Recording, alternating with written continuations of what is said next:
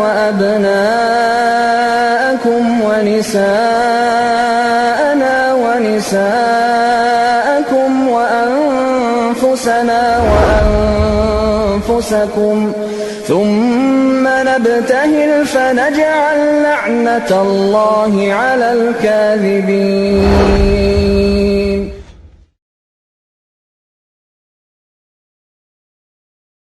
الرحيم الحمد لله رب العالمين وصلى الله على نبينا محمد وعلى آله وأصحابه وسلم تسليما كثيرا. بسم الله الرحمن الرحيم. رب اشرح لي صدري ويسر لي أمري واحلل عقدة من لساني يفقهوا قولي. چوتھے درس میں کل جو بات آپ کے سامنے رکھی گئی تھی جس عنوان پر، وہ یہ تھی کہ ایسے اعمال جو گناہ ہیں جن کے کرنے پر دنیا میں کفارہ ادا اگر کر دیا جائے تو آخرت میں اس کے عذاب سے بچا جا سکتا ہے. اسی ضمن میں 5 الگ الگ اصولوں پر بات آئی تھی. حاکم ہے تو حاکم سزا دے گا، وہ سزا کفارہ بن جائے گی. حاکم نہیں ہے تو خالص توبہ کرنا پڑے گا. یا کچھ ایسے گناہ چھوٹے صغیرہ نہ چاہتے ہوئے ہو جانے پر ملال ہے، ملال کو دور کرنے کے لیے ابو بکر صدیق رضی اللہ عنہ کی روایت سے صلاۃ التوبہ کی دلیل بتائی گئی. اور کچھ ایسے اعمال بتائے گئے ہیں جو عمل ہمارے صغیرہ گناہوں کا کفارہ بن جاتے ہیں. عمرہ ہے، حج ہے، فرض صلاح ہے، جمعہ کی صلاح ہے، رمضان کے روزے ہیں. اس طرح 5 اصولوں پر یہ باتیں آپ کے سامنے رکھی گئی، جس میں تقریباً 25 سے 27 مسائل آپ کے سامنے کل بیان کیے گئے. اسی عنوان میں 3 مسائل باقی ہیں جو پہلے سیشن میں ہم کریں گے. اس کے بعد ایک اور سیشن آج نیا شروع کیا جائے گا جس میں رکھیں گے کہ انشاءاللہ وہ اعمال، وہ گناہ جس کے کرنے کی وجہ سے اللہ تعالیٰ لعنت بھیجتا ہے اور مومنین لعنت بھیجتے ہیں، فرشتے لعنت بھیجتے ہیں، وہ اعمال کا تذکرہ کریں گے. 3 عمل ہے جس پر کفارہ بتایا گیا. کفارہ مطلب آپ اگر وہ کر لیں، اگر ہو جانے کی صورت میں، ایسا نہیں کہ گناہ کرو کفارہ کرو، نہیں، اگر ہو جانے کی صورت میں کفارہ ہے، نہ چاہتے ہوئے ہو جانے کی صورت میں. دوسرا سزا بھی کیا ہے. وہ 3 معاملات اہم جو کل ہم چھوڑ چکے ہیں. اس میں سب سے پہلا عمل ہے لواطت اغلام بازی، یعنی ہومو سیکسولیٹی. مرد مرد کا نکاح کرنا، مرد مرد کے ساتھ شہوت والے کام کرنا، مرد مرد کے ساتھ جماع والی گندی حرکتیں کرنا. یہ وہ اعمال ہیں جو لوط علیہ السلام کی قوم کیا کرتی تھی. اگر آج کے زمانے میں کوئی مرد مرد آپس میں یہ کام کرتے ہیں تو اس کے لیے کیا ان کی سزا اسلام میں سنائی گئی ہے، اور ایسی سزا کہ جس سزا سے اندازہ ہمیں یہ لگانا ہے کہ اللہ کے قریب کتنا ناپسندیدہ عمل ہے.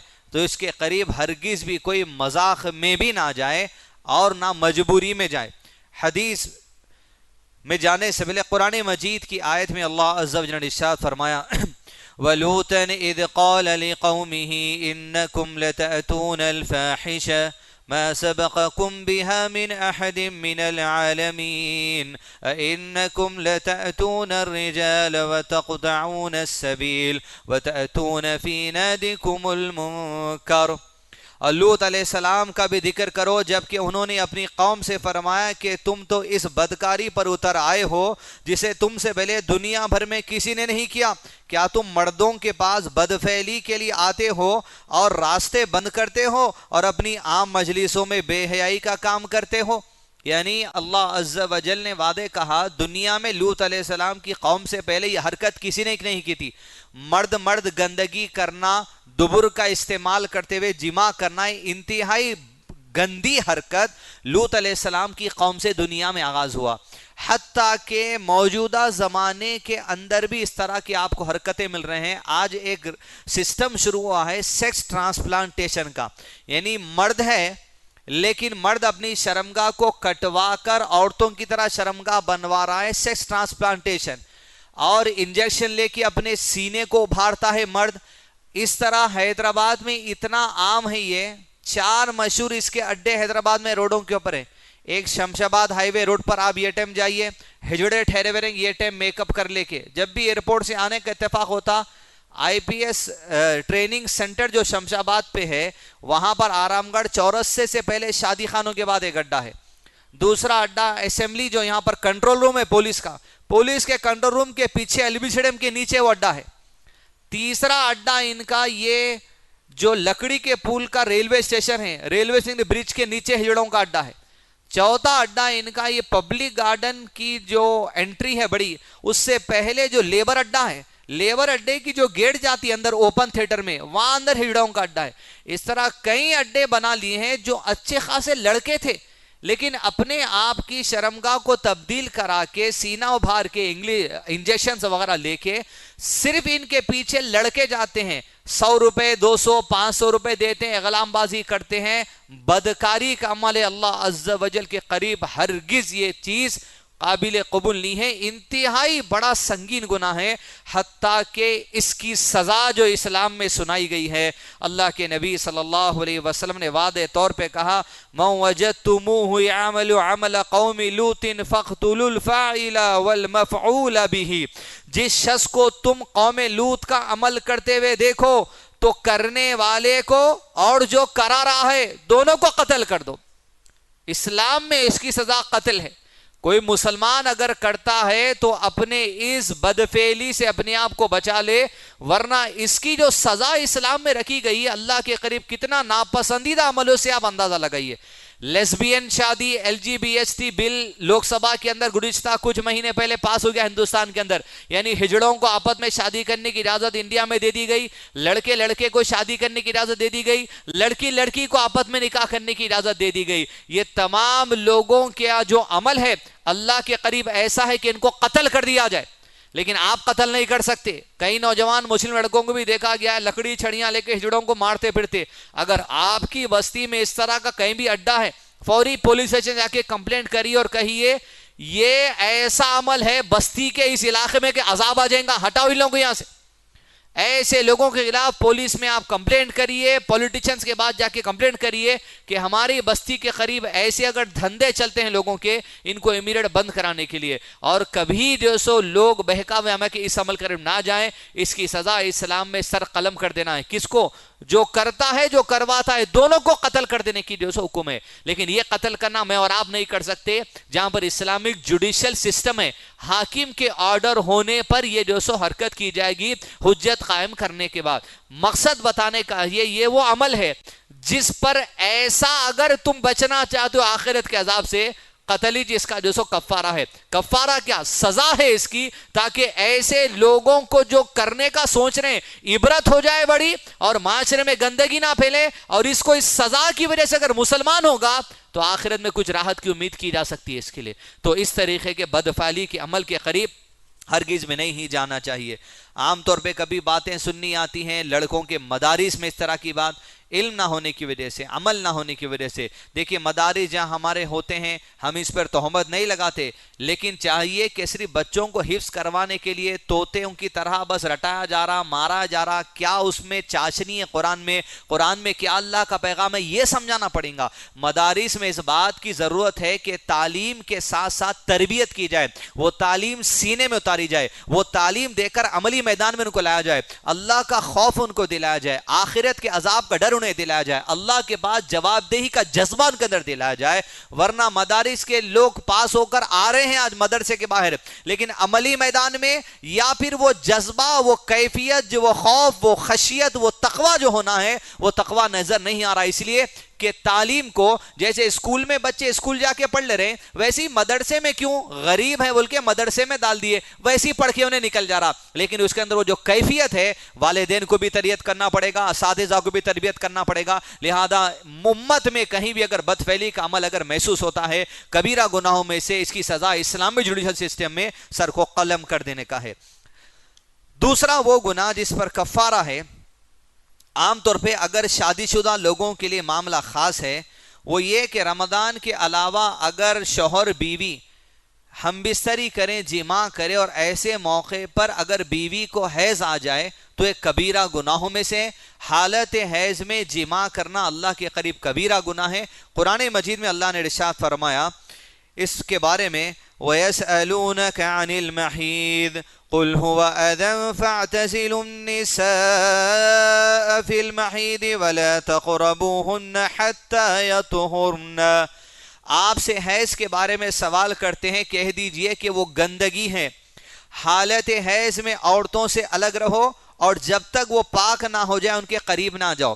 یعنی عورت اگر حیض کی حالت میں ہے، ان سے الگ رہو سے مراد بعض لوگ اپنی عقل لگا کے ایسا کر لیے، عورت کو حالت حیض میں ہے تو کھانا پکانے بھی نہیں دیتے. ارے حیض کی حالت میں کھانا نہیں پکانا، چاول نہیں دھونا، یہ ناپاکی کے اثرات اس میں آتے. یہ انتہائی غلط عقیدہ لوگوں کا ہے. حالت حیض میں عورت ناخن نے کاٹنا، حالت حیض کے ناخن ایسی نے پھینک دینا، اس طرح عجیب عجیب قسم کی کیفیتیں آ گئی.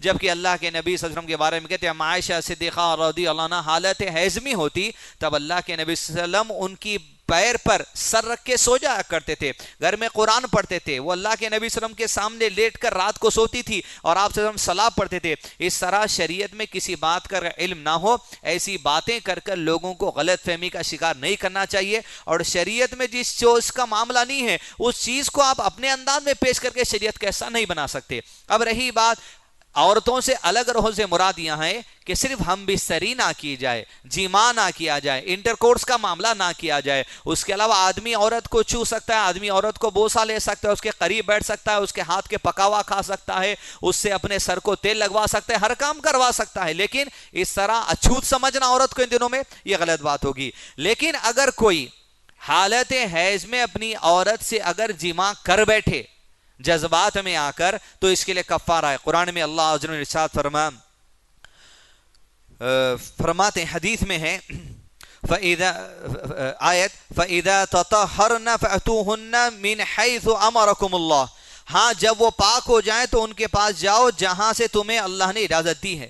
حدیث میں فرمایا اللہ کے نبی صلی اللہ علیہ وسلم نے من اتا حائدا او امرأة فی دبورها او کان ہینا فقد کفر بما انزل علی محمد صلی اللہ علیہ وسلم. جو شخص اپنی بیوی کے پاس حیض کی حالت میں جماع کرے یا بیوی کی دبر میں جماع کرے یا کسی کاہن کے پاس جائے تو اس نے محمد صلی اللہ علیہ وسلم پر نازل کردہ شریعت کا انکار کر دیا. انتہائی کبیرہ گناہوں میں سے ہے کہ اللہ کے نبی صلی اللہ علیہ وسلم کی شریعت میں یہ چیز نہیں ہے. کفار کرتے ہوں گے، ہندو کرتے ہوں گے، کرسچنز کرتے ہوں گے، جوس کرتے ہوں گے، لیکن مسلمان جس مذہب میں وہ پاک صاف مذہب ہے جو تعلیم دے دی گئی اس پر عمل کرنا ہے. لیکن اگر کوئی حالت حیض میں اگر کر بیٹھے جماع اس کے لئے کفارہ یہ ہے. لیکن کفارے کا مطلب یہ نہیں ہے آپ گناہ کرتے جاؤ کفارہ ادا کرتے جاؤ. نہیں پتا تھا کر ہو گئی اتفاق سے گناہ، کفارہ ادا کر دیجئے، آئندہ سے احتیاط کرنا چاہیے.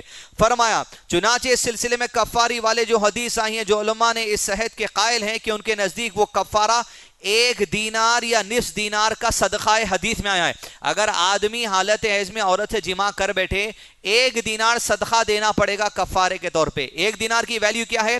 4.5 گرام سونا. کل میں 450 گرام بولا، یعنی 450 گرام بولا تو آدھے کلو قریب ہوتا. 10 گرام سے کم یعنی 5 گرام، آدھا گرام سے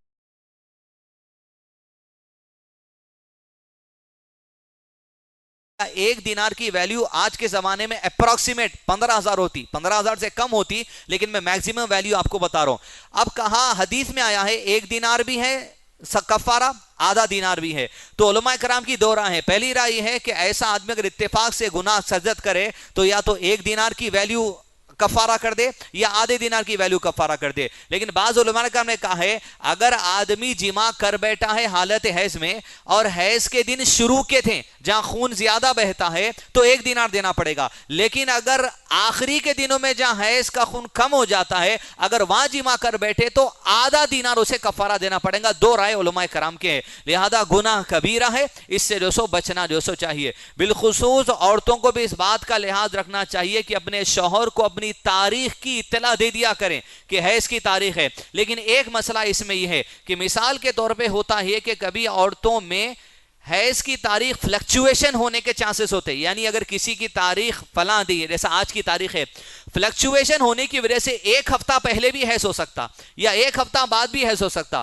ایسی صورت میں علماء کرام نے فتویٰ دیا ہے کہ اگر ڈیٹ کا اطلاع نہیں تھی کہ ڈیٹ 6-7 دن کے بعد ہے لیکن آدمی جماع کرنا شروع کر دیا، ڈیٹ فلکچویٹ ہو گئی، جماع سے پہلے حیض نہیں تھا، ایسی صورت میں آدمی کو کفارہ نہیں ہے جب جماع سے پہلے حیض کا اطلاع نہیں تھی اور اطمینان تھا کہ یہ تاریخ نہیں ہے. تو اس مسئلے میں 3 رائے علماء کرام کے ہیں. بہرحال وضاحت جان لیجئے کبیرہ گناہوں میں شمار کیا جاتا ہے اللہ عز و جل کے قریب. اگر کسی حرکت ہو چکی تو 1 دینار یا آدھا دینار اسے کفارہ ادا کرنا پڑے گا. تیسرا عمل جس پر وعید ہے جس بھی حدیث میں اور قرآن میں جس کسی گناہ پر وعید آتی ہے وہ کبیرہ گناہوں میں شمار ہوتا ہے۔ تیسرا عمل ہے جس پر کفارہ نہیں ہے، انتہائی خطرناک سزا ہے، اور یہ سزا حاکم کے دور میں دی جائے گی، لیکن حاکم نے دیکھا اسی آدمی کو کہہ دیا کہ تو ہی سزا دے لے۔ تیسرا برا عمل ہے، اس معاشرے میں بھی عام ہے، لوگوں میں جب غیرت مٹ جاتی تو عمل ہوتا۔ تیسرا برا عمل ہے لوگوں کے گھروں میں بغیر ان کی اجازت کے جھانکنا، بغیر ان کی اجازت میں آپ کن بڑا 3rd فلور پہ ہوں گے، آپ سامنے والوں کو جھانک رہے ہیں، کوئی لیڈیز رہتے بے پردہ چولہے میں، چولہے کا ایریا آپ کی بالکنی کے قریب ہے، وہاں جھانک رہے ہیں، لوگ کپڑے دیکھ رہے ہیں جھانک رہے ہیں۔ حیا کرنی چاہیے، لوگوں کے گھر میں اگر بغیر اجازت جھانکیں گے کبیرہ گناہ ہے، بہت بڑا گناہ ہے اللہ کے قریب، جس کی اطلاع آپ اس کا اندازہ لگا سکتے ہیں اس حدیث سے جو اللہ کے نبی صلی اللہ علیہ وسلم نے ارشاد فرمایا ہے۔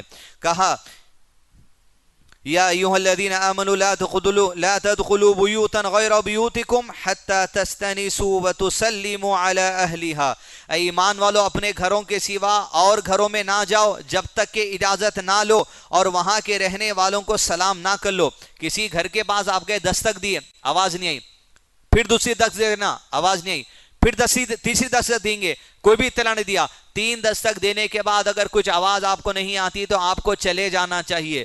لوگوں کے گھروں میں بغیر اجازت داخلہ لینا کبیرہ گناہوں میں سے، کیونکہ قرآن مجید میں اللہ عز و جل نے واضح طور پہ کہہ دیا، اور گھر میں داخلہ لیتے وقت السلام علیکم ورحمۃ اللہ کہنے کا حکم دیا گیا ہے۔ تیسرا وہ معاملہ کہ اگر کوئی اپنے کسی دوست کے گھر میں یا پڑوس کے گھر میں بغیر اجازت جھانکتا ہے، گھر کی گیٹ کھول کے جا کے جھانکنے کی ضرورت نہیں ہے، آپ کے گھر میں سے ان کے گھر کی کھڑکی دیکھ لی اور آپ کچھ دیکھ کے اپنے دل کو لطف لے رہے ہیں، عورتوں کی بے پردگی دیکھ کے آپ اپنے دل کو تسلی دے لے رہے ہیں، تو اللہ کے نبی صلی اللہ علیہ وسلم کی حدیث ارشاد ہے، فرمایا من اطلع فی بیت قوم بغیر اذنہم فقد حل لهم ان يفقعوا عینہ وفی روایت ففقعوا عینہ فلا دیت له ولا قصاص۔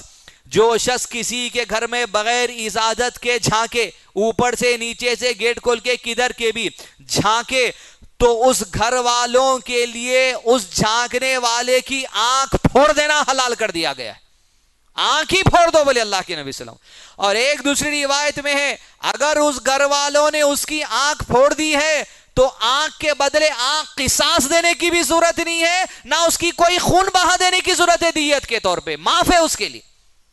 اتنا کبیرہ گناہ ہے، اتنی سیکیورٹی اللہ عز و جل نے ایمان والوں کے گھروں کی رکھ دی، ان کے عزت کی، ان کے آبرو کی، ان کے حیا کی، ان کے ستر کی، ان کے مال کی، ان کے بیوی بچوں کی، اتنی سیکیورٹی اسلام میں ہے۔ لہذا لوگوں کے گھروں میں جھانکنا کبیرہ گناہوں میں سے ہے، اور اس کی سزا اسلام میں یہ کہ حاکم کا آرڈر ملنے پر آنکھ پھوڑ سکتا ہے وہ آدمی، لیکن عام طور پہ ہم نہیں کر سکتے کام، یہاں اسلام میں جوڈیشل سسٹم نہیں ہے، لیکن آپ تنبیہ کر سکتے ہیں، نصیحت کر سکتے ہیں، لوگوں میں مساجد میں علماء کے قریب بٹھا کے اس کو نصیحت کر سکتے ہیں، لیکن اس طرح اگر ہمارے اندر جانے انجانے میں کچھ کام ہو جاتا ہے، اس کبیرہ گناہ سے بچنے کی ہم کو ممکن حد تک کوشش کرنی چاہیے۔ تو تیسرا اہم گناہ جو کل کی ٹاپک میں وہ تھا جس پر سزا ہے یا کفارہ ہے، وہ یہ 3 گناہ تھے جو ہم کل کی ٹاپک میں رک چکے تھے۔ تو تقریباً 30 مسائل ہوئے جو اس عنوان میں آپ کے سامنے رکھے گئے، جس میں کفارہ ہے یا تو سزا ہے،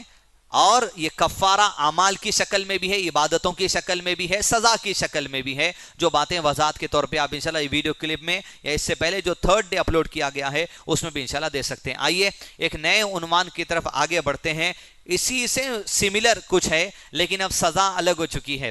اللہ کے نبی صلی اللہ علیہ وسلم کہ ان احادیث بخاری شریف کی روشنی میں اور قرآن مجید کی آیات کی روشنی میں وہ اعمال اب سیکھیں گے، وہ گناہ، یہ تو وہ گناہ تھے جس پر کفارہ، جس پر سزا ہے، لیکن اب ان گناہوں کا تذکرہ کریں گے، ایسا گناہ یہ گناہ کرنے پر اللہ عز و جل لعنت بھیجتا ہے۔ اللہ اکبر، اللہ کی لعنت ہوتی ہے ایسے لوگوں پر جو یہ گناہ کرتے ہیں۔ انشاءاللہ تقریباً اس میں 20 سے 25 گناہیں کوشش کریں گے آج کے اس درس میں انشاءاللہ اس کو ختم کرنے کے لیے. لیکن سب سے پہلے بات جان لیں اللہ کی جو لعنت ہوتی ہے کسی پر, اس لعنت کا مطلب کیا ہے. علامہ شیخ عثیمین رحمہ اللہ نے کہا ہے کہ اللہ عز و جل کی لعنت کا مطلب یہ ہے کہ وہ انسان اللہ کی رحمت سے دور کر دیا جاتا ہے. کاروبار میں برکت نہیں محسوس ہوں گی, گھروں میں جھگڑے محسوس ہوتے ہوں گے, اچھا فائدہ ہوتا ہوگا سمجھ لے, لیکن فائدہ ہو رہا کروڑوں کو مارا لیکن برکت نہیں ہو رہی, سکون نہیں مل رہا, اولاد سے سکون نہیں مل رہی, جو سو بیوی سے, بیوی کو شوہر سے سکون نہیں مل رہا, بیوی کو اولاد سے سکون نہیں مل رہی. اللہ کی جب لعنت ہوتی ہے بے چینی اور بے قراری انسان کے اندر پیدا ہو جاتی ہے, اور یہ بھی ہے کہ وہ اللہ کی رحمت سے دور ہو جاتا ہے. لیکن چھوٹا موٹا آدمی اگر آپ دیکھیں گے رکشہ چلانے والا, دن میں آج تو رکشے بند بھی ہو گئے لیکن ابھی بھی کچھ لوگ ہیں رکشہ چلاتے, 100 روپیہ کما لیا تو نے خوشی سے جا کے کھا کے سو جاتا, یہ اللہ کی رحمت ہے اس کے لیے. نماز بھی پڑھ لیتا آٹو والا, بنڈی والا, ٹھیلے بنڈی والا, وقت پہ نماز پڑھ لیں گا, حلال 100 200 150 کما لیں گا, بچوں کو بھی پال رہا, اپنے سے زیادہ بچے ان لوگوں کے پاس ہے. ایک رکشے والے ہمارے پاس مغل پر میں آتے, اللہ برکت دے, 17 بچے ہیں ان کو. میں ان کو 18ویں کی اپیل کر رہا ہوں 6 سال سے, بس ہے میاں بولے 17 بچے بچپن سے ہم چھوٹے رہ سو رہے ہیں وہی رکشے کے پینڈیلا مار رہے ہیں. یہ برکت اللہ عزوجل کی طرف سے, آدمی اسی میں جو سو خوش ہے. ایسے کئی لوگ ہیں جو چھوٹی موٹی جو سو زندگی کے کاروبار کر لے کے ابھی خیر و عافیت سے ہے. اللہ ان ہم تمام کو برکتوں میں رکھے. آئیے, تو اللہ کی لعنت کا مطلب یہ ہے رحمت سے دور ہو جانا. تو کیا اللہ کی لعنت کمانے کے لیے ہمارے دل میں کچھ تڑپ ہے کیا؟ نہیں ہے. اللہ کی لعنت کمانا مطلب خود بخود اللہ کی رحمت سے دور ہو جانا. یہ عمل سے اگر آپ بچیں گے تو اللہ کی رحمت ملنے والی ہے, اللہ کی لعنت ہم پر ہونے والی نہیں ہے. وضاحت رہے اللہ کے نبی صلی اللہ علیہ وسلم کے ان احادیث اور قرآن مجید کی آیات کی روشنی میں باتیں انشاءاللہ دیکھتے ہیں. سب سے پہلا عمل جس پر اللہ عز و جل کی لعنت ہوتی ہے, قرآن مجید کی آیت ہے سورہ بقرہ آیت نمبر 88 میں اللہ عز و جل ارشاد فرمایا, ترجمہ اس طرح ہے, یقیناً اللہ کی لعنت ہے ان لوگوں پر جو اللہ سے کفر کرتے ہیں, اللہ کے دین سے کفر کرتے ہیں. اللہ کی لعنت ہوتی ہے ان کے اوپر. چہرے لعنت زدہ, اب یہاں کفار ہندو وغیرہ ان کی تو بات چھوڑیے, مسلمانوں کے اندر پہلے تذکرہ یہ کروں کہ ایک گروپ مسلمانوں میں ایسا آیا ہے جو نماز کا انکار کر دیا ہے, لعنت زدہ ہے یہ لوگ. کچھ گروپ ایسے ہیں جو روزے کا انکار کر دیے, کچھ گروپ ایسے ہیں جو 5 وقت کی نماز میں سے 2 وقت کی نماز کا انکار کر دیے, کچھ گروپ ایسے ہیں جو انکار کر دیے قبر کے عذاب کا, کچھ گروپ ایسے ہیں جو معراج کے سفر کا انکار کر دیے. ایسے تمام لوگ کفر میں ہیں. کفر کیا ہے؟ کفر اسے کہا جاتا ہے کہ اللہ عز و جل کی آیات میں سے کسی ایک آیت کا بھی انکار کر دینا کفر ہے.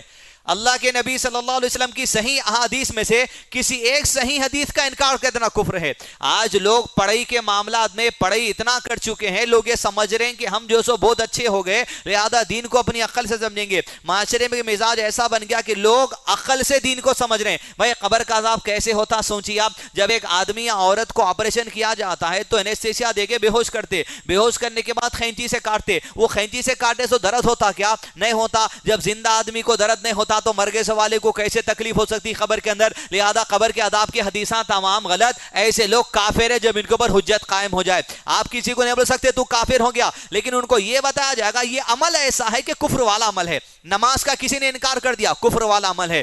تو وہ لوگ جو شریعت کی کسی بھی بات کا کسی بھی طریقے سے انکار کرتے ہیں, ایسے لوگوں پر اللہ کی لعنت ہوتی ہے. لہذا اس کبیرہ گناہ سے بچنا چاہیے, شریعت کے تمام باتوں کو خوشی سے سمانا چاہیے. اللہ کے نبی صلی اللہ علیہ وسلم صحابہ کرام اللہ عز و جل سے دعا کرتے تھے, یہ دعا اللہ ہم تمام کے حق میں قبول کر لے, اور جو کلیاں موجود تھے ان کے لیے بھی قبول کر لے, ان کی اولاد کے لیے, ان کی نسلوں کے لیے, بیوی بچے, ان کے والدین کے لیے. اللہم حبب الینا الایمان وزینہ فی قلوبنا, اے اللہ ہمارے ایمان کو محبوب کر دے ہمارے لیے. وزینہ فی قلوبنا, یا ربی ہمارے سینوں کو اسلام کی تعلیمات کو ایکسپٹ کرنے کے لیے مضبوط کر دے, خوشی سے اسلام کی باتیں ہمارے اندر سما دے. تو لہذا دین کی تمام باتوں کو خوشی سے ایکسپٹ کرنا. علامہ شیخ عثیمین رحمہ اللہ نے کہا قرآن مجید میں جو آیت ہے ان شانیک هو الابتر, شانیک شنعانو کے معنی ہے اللہ کے نبی صلی اللہ علیہ وسلم کی ذات کا دشمن. شنعانو کے معنی علامہ شیخ عثیمین نے کی ہے, دشمن سے مراد یہاں صرف کفار نہیں ہے, دشمن سے مراد یہاں پر وہ مسلمان بھی ہے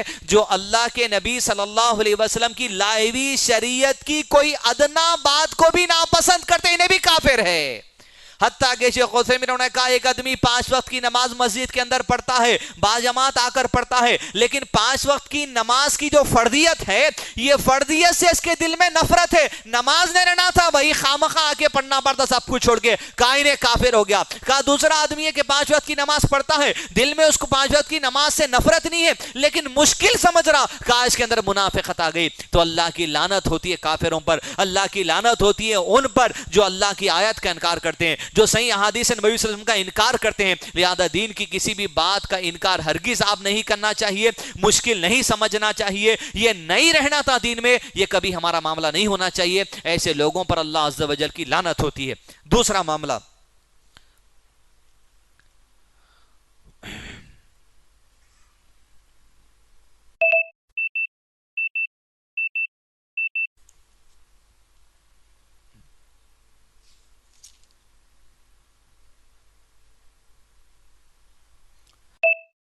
لعنت جس پر ہوتی ہے اللہ عز و جل کی، سورہ نساء نمبر 52 میں اللہ نے ارشاد فرما، پھر سورہ نساء کے نمبر 118 میں مثال بھی بیان کی۔ پہلے اللہ نے ارشاد فرما جس بندے پر اللہ کی لعنت ہوتی ہے اور جس پر اللہ لعنت کر دیتا ہے اس کا دنیا میں کوئی تم مددگار نہیں پاؤ گے، کوئی مددگار نہیں پاؤ گے۔ آنکھوں سے دیکھے سو ہم کہیں کیسے صاحب آئے، ساتھ میں رہنے والا بچہ بتا رہا میں اللہ محفوظ رکھے، اتنی قرات انہیں قرات پڑھا تو آپ اتنی رو دینا، بس اتنی عمدہ اس کی قرات، داڑھی چھوڑ کر اچھا ہمارے ساتھ اٹھ کے بیٹھ کے چلنے پھرنے والا، اچانک کبھی حدیثوں کا انکار کرتا تھا، ایسی پلٹی بازی اللہ کی طرف سے ایسی لعنت آئی، آج داڑھی واڑی سب منڈا کے پینٹ شرٹ پہن لے کے آج درگاہوں کا دیدار کر لیتے پھر رہا انہیں۔ اللہ محفوظ رکھے۔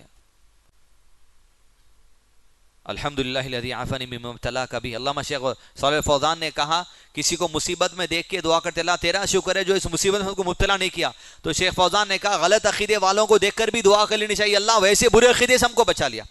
الحمدللہ الذی عافانی مما ابتلاک بھی۔ دوستو جس کا اللہ لعنت کر دیتا ہے نا کوئی مددگار نہیں ہوتا۔ مثال سورہ نساء کے نمبر 118، اللہ عز و جل نے شیطان پہ لعنت کر دی، اور شیطان پر جب لعنت ہوئی تو پھر اللہ عز و جل کے مقابلے میں کوئی شیطان کا مددگار نہیں ہے، گمراہ ہو گیا، گمراہ کرتے ہوئے پھر رہا، گمراہ ہی رہے گا قیامت تک، حتیٰ کہ اس کی گمراہی میں یہ تک کہہ دیا مجھے قیامت تک کی مہلت دے دے، اللہ قیامت تک کی مہلت دے کے قیامت تک گمراہ کر کے چھوڑ دیا اس کو۔ ایسی مثال اللہ نے دی۔ لہذا اللہ کی لعنت ہم پر نہیں ہونا، یہ ہمیشہ دعا کرتے رہنا ہے۔ تیسرا عمل ان لوگوں پر اللہ عز و جل کی لعنت ہوتی ہے، سورہ توبہ 68 میں ان مردوں پر بھی لعنت ہوتی ہے، ان عورتوں پر بھی لعنت ہوتی ہے جو منافق ہوتے ہیں۔ شرک کرنے والا کافر ہے، کفر کرنے والا کافر ہے، قرآن کی آیت کا انکار کرنے والا کافر ہے، صحیح حدیث کا انکار کرنے والا کافر ہے، نماز کا انکار کرنے والا کافر ہے۔ یہ منافق کیا ہے؟ یہ منافق بھی کافر ہے، عیسائی کافر ہیں، یہودی کافر ہیں، مسلمان کو چھوڑ کر دنیا میں جو بھی ہیں وہ کافر ہیں، یعنی اللہ کے دین کا انکار کر چکے ہیں۔ اور یہ جو منافق ہوں گے یہ تو ایسے کافر ہیں جن کو دگنا عذاب ہونے والا ہے، کیونکہ بظاہر اپنے آپ کو ایمان والے کہتے ہیں لیکن دل سے اسلام کی تمام تعلیمات کا انکار کرتے ہیں۔ منافقوں پر اللہ عز و جل کی لعنت ہوتی ہے۔ لہذا منافقت ہمارے اندر نہیں آنا کسی بھی اعتبار سے۔ ایسا نہیں ہو سکتا کہ ہم شریعت کی بات مسجد میں لوگوں سے ملنا ہے تو شریعت اچھی ہے، اسلام اچھا ہے بول رہے ہیں، یہاں سے آپ نکل جا رہے ہیں، نکل کے اپنے گھر والوں میں جا رہے ہیں، گھر والے نماز پڑھنے والے نہیں ہیں تو گھر والوں کے ساتھ نماز نہیں ہو رہی، گھر والے شراب پینے والے کے ساتھ شراب پینے میں چلے آ رہے ہیں، دوستوں سگریٹ اڑانے سگریٹوں میں چلا رہے ہیں۔ ایک دوستوں کا گروپ ہے نمازیوں کا، دوسرے دوستوں کا گروپ ہے سگریٹ پینے والوں کا، شراب پینے والوں کا، یہاں بھی مینٹین ہو رہا وہاں بھی مینٹین ہو رہا، کیا واسطے؟ دوستی نبھا کے رکھنا ہے۔ منافقت ہے، ایسے لوگوں پر جو منافقت کا اظہار کرتے ہیں اللہ عز و جل کی لعنت ہوتی ہے ان پر۔ شیخ ارشد بشیر مدنی نے کہا تھا اللہ عز و جل ان کی مدد فرمائے، ان کے ساتھ خیر فرمائے، ان کے ساتھ آسانی فرمائے، اور اللہ عز و جل جلد سے جلد ان کو ہمارے درمیان لائے دین اسلام کی تعلیم حصول کرنے، ہمیں بھی اور ان کے لیے بھی۔ تو شیخ ارشد بشیر نے کہا تھا کہ منافق یہ جو نفق سے نکلا ورڈ ہے کہ عرب میں جو گوڑ پھوڑ ہوتا تھا گوڑ پھوڑ کا جہاں گھر ہوتا تھا، گوڑ پھوڑ اپنے گھر میں 2 بل بنا کے رکھتا کہ لوگ ایک طرف سے اس کو پکڑنے جاتے تو دوسری طرف سے بھاگ جاتا تھا. کہا منافق لوگوں کو ایسی مثال دے کے سمجھائی گئی دین پہ ٹکے رہنا، لیکن جہاں آزمائشاں آتے دین چھوڑ کے بھاگ جا رہے ہیں. یہ منافقت کی حرکت مسلمان کے اندر نہیں ہونی چاہیے. جو منافق ہے ہمارے دل کی کیا کیفیت ہے؟ ہمیں جو سو دل کو سدھارتے رہنا ہے، ایمان کو سدھارتے رہنا ہے، علم کا حصول کرتے رہنا ہے، تقوی حاصل کرتے رہنا ہے، اچھے لوگوں کی صحبت میں رہنا ہے، وقت پر نماز پابندی سے پڑھنا ہے، اللہ کے بعد جواب دہی کا خوف ہمیں رکھنا ہے، اور کیا کرنا ہے؟ منافقت نہیں آنا. یا ربی نفاق سے بچا لے. اللہ کے نبی صلی اللہ علیہ وسلم نے مدینے میں ایک صحابی کو جو منافق ہیں ان لوگوں کے نام بتا دیے تھے. عمر بن خطاب کو پتا چلا تو کہا مجھے بتا دے اللہ کا واسطہ تجھے کیا وہ منافق عمر بن خطاب کا بھی نام ہے کیا؟ حتیٰ کہ علماء کرام نے کہا جو ڈرتا رہتا ہے میرے عمل قبول کر لے اللہ عذاب بھی دے سکتا، اللہ عمل قبول رہ سکتا. جو ڈرتا ہے وہ مومن ہے، اور جو اطمینان پا گیا اپنا تو بیڑا پار ہے، سمجھو اس کے اندر منافقت آ گئی. لہذا اللہ کی رحمت کی امید رکھنا چاہیے، اللہ کے عذاب سے بچنے کا خوف بھی رکھنا چاہیے، گڑ گڑاتے رہنا چاہیے. منافقت ہمارے اندر نہیں آنا، اس بات کا ہم کو رکھنا ہے کہ شریعت کی کچھ باتوں پہ عمل کر رہے ہیں اور اپنے مقصد اپنا فائدہ آنے پہ چھوڑ دے رہے ہیں. لوگ تو بڑے بات کریں گے، مثال کے طور پہ آپ صدقہ دے رہے ہیں، خیرات کر رہے ہیں، مساجد کو ڈونیشن جا رہا، مسجد کو ڈونیشن جا رہا، کہاں سے آ رہا؟ مدرسوں کو ڈونیشن جا رہا، کہاں سے آ رہا؟ لوگ جا کے کریڈٹ کارڈ سے لے کے آ رہے ہیں. آپ کیا کس انڈرسٹینڈنگ سے دین کو سمجھنے نہیں آ رہا؟ نہیں بھائی میرے ذمہ ہے نا، 45 دن میں ادا کر لیتا ہوں. ارے آپ وعدہ کر کے لے کے آئے کریڈٹ کارڈ، اگر زری بھی دیر ہوں گی تو میں سود بھروں گا. آپ کو کل کے حالات معلوم ہونے والے ہیں، لہذا کریڈٹ کارڈ کا شوق ہم نے باز نہ رکھے. انشاءاللہ آگے کے درس میں سود کے مسائل انشاءاللہ آپ کے سامنے بیان کرنے کی کوشش کریں گے. یہ ایسا عمل نہیں ہو سکتا. آپ اچھائی بھی کرنا چاہ رہے ہیں اور برائی کے راستے سے، آپ اچھائی کرنا چاہ رہے ہیں حرام کے راستے سے. یہ کیسی منافقت والا عمل ہے کہ آپ جو سو سود کے پیسوں سے لے کے آکے مساجد اور مدارس کو صدقہ دے رہے ہیں، لوگوں کو جو سو کھانا کھلا رہے ہیں. ہرگز ایسا عمل نہیں ہو سکتا. لہذا منافق پر اللہ عز و جل کی لعنت ہوتی ہے. چوتھا معاملہ، بہت برا عمل ہے، جو یہ عمل کرتا ہے اس پر اللہ عز و جل کی لعنت ہوتی ہے. قرآن مجید میں اللہ نے ارشاد فرمایا سورہ نور آیت نمبر 23 میں، جہاں پر اما عائشہ صدیقہ رضی اللہ عنہ پر تہمت لگی تھی اور آپ رضی اللہ عنہ کے لیے پاک دامنی کے فیصلے ہوئے، تو اللہ عز و جل نے ارشاد فرمایا یقیناً وہ لوگ جو پاک دامن عورتوں پر بے حیائی کی اور بدکاری کی تہمت لگاتے ہیں یا اور مومنوں پر تہمت لگاتے ہیں، ایسے لوگوں پر اللہ کی لعنت ہوتی ہے، دنیا میں بھی اور آخرت میں بھی. کسی بھی مومن مرد اور کسی بھی مومن عورت کے بارے میں آپ کو اس بات کا علم نہیں ہے اور آپ تہمت لگا دے رہے ہیں بدکار ہے، اور آپ تہمت لگا دے رہے ہیں اس نے برا عمل کر لیا ہے، کسی بھی پاک دامن مرد اور پاک دامن عورت پر آپ انگلی نہیں اٹھا سکتے. گندگی کی، زنا کی، بے حیائی کی کام کی، بدکاری کے عمل کی، اگر اس کے اندر وہ بدکاری کا عمل نہیں ہے تب تو دنیا اور آخرت میں آپ پر اللہ عز و جل لعنت ہوتی ہے ایسے لوگوں پر. اور اگر کسی میں اگر بدکاری پائی بھی جاتی ہے تب ہمارا معاملہ کیا ہونا چاہیے؟ اس کے عیبوں پر پردہ ڈالیں گے. لوگوں کے بے حیائی حرکتوں کا ڈھینڈورا مار کے نہیں پی سکتے، ورنہ آپ لوگوں کے سامنے کسی کی بدکاری، بے حیائی، کسی کے گناہ کا ڈھینڈورا مار رہے ہیں تو آپ کا یہ عمل خود کبیرہ گناہ کے اندر شمار ہو جاتا ہے. کیونکہ اللہ نے ارشاد فرمایا تم لوگوں کے عیبوں پر پردہ ڈالو. کیا تم پسند نہیں کرتے کہ اللہ تمہارے عیبوں پر پردہ ڈال دے؟ لہذا کسی بھی پاک دامن مرد اور عورت پر اس کی کسی ایک آدھ حرکت کو دیکھ کر آپ اس کے اوپر تہمت نہیں باندھ سکتے. ایسے لوگوں پر دنیا اور آخرت میں اللہ کی لعنت ہوتی ہے، اور جس پر اللہ کی لعنت ہوتی ہے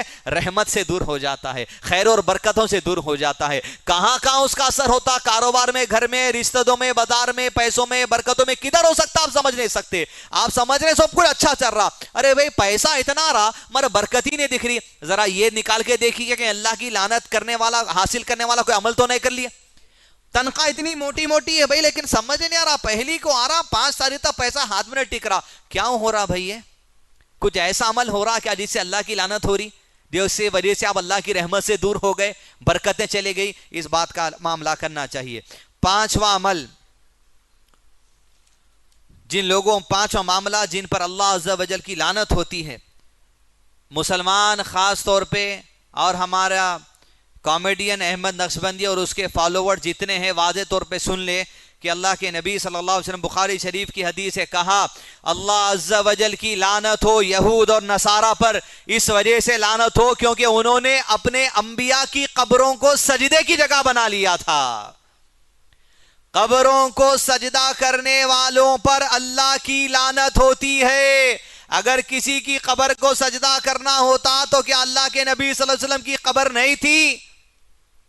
حتیٰ کہ اما عائشہ صدیقہ رضی اللہ عنہا کہتی ہے اگر ایسا ہوتا کہ شریعت میں کہ قبروں کو پختہ بنایا جاتا تو ضرور ہم اللہ کے نبی صلی اللہ علیہ وسلم کی قبر کو مضبوط بناتے، لیکن ہمیں ڈر تھا کہ کہیں آ کر لوگ دنیا سے نبی صلی اللہ علیہ وسلم کی قبر کی پوجا کرنا نہ شروع کر دیں۔ حدیث بخاری شریف کی کتاب نمبر 23 حدیث نمبر 414۔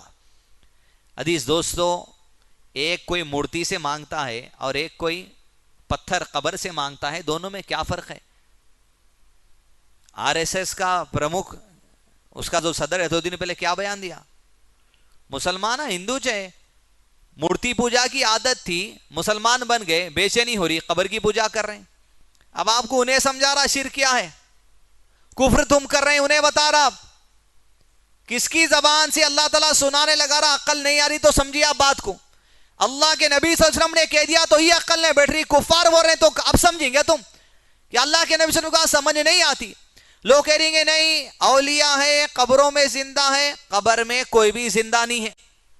ہاں انبیاء کرام کے جو جسم ہیں وہ تازے ہیں، لیکن ان کی روحوں کو اللہ عز و جل نے قبض کر لیا ہے۔ وفات مطلب عالم برزخ میں تمام انبیاء کرام، لیکن ان کے جسم کو مٹھی نہیں کھائے گی، مٹھی پر حرام ہے انبیاء کرام کے جسم کو کھانا۔ لوگ کہیں گے نہیں بھائی قبروں سے دعا مانگ سکتے، اولیاء اللہ یہ کہہ سکتے کہ اللہ ہمارا وسیلہ ان سے جوڑ دے، اللہ ان کے وسیلے میں ہم کو دے دے، ان کے واسطے سے ہم کو دے دے۔ تو یہاں پر علامہ شیخ عثیمین نے کہا دعا 2 قسم کی دعا ہوتی ہے۔ ایک پہلی دعا جو ہم مانگتے ہیں اللہ سے جب ہم دعا مانگتے ہیں اس کنڈیشن پر دعا مانگتے ہیں کیونکہ ہم اللہ کو رب، مالک، معبود سمجھ کر دعا مانگتے ہیں۔ اور دوسروں سے جب قبر پہ جا کے کھڑا جاتا ہے اب اللہ سے کہیے، ہم کسی مردے کو نہ معبود سمجھتے ہیں، نہ رب سمجھتے ہیں، نہ مالک سمجھتے ہیں، اور نہ یہ سمجھتے ہیں کہ اس کے اندر کچھ خدائی صفات والا ہے، اور نہ یہ سمجھتے ہیں کہ اللہ نے اسے کچھ پرمیشن دے دیا کام کرنے کے لیے، لہذا کفر ہے۔ پھر نقشیوں نے کہا، کیا کہا؟ پھر تو پھر آپس میں آپ بول رہے ہیں بھائی پانی لاؤ، بھائی فلاں لاؤ، یہ بھی شرک ہو گیا نا، اللہ کے سوا دوسرے سے مانگنا شرک ہو گیا، گاڑی پہ آ رہے شرک ہو گیا، آ رہے نادان بدتمیز مسخرے۔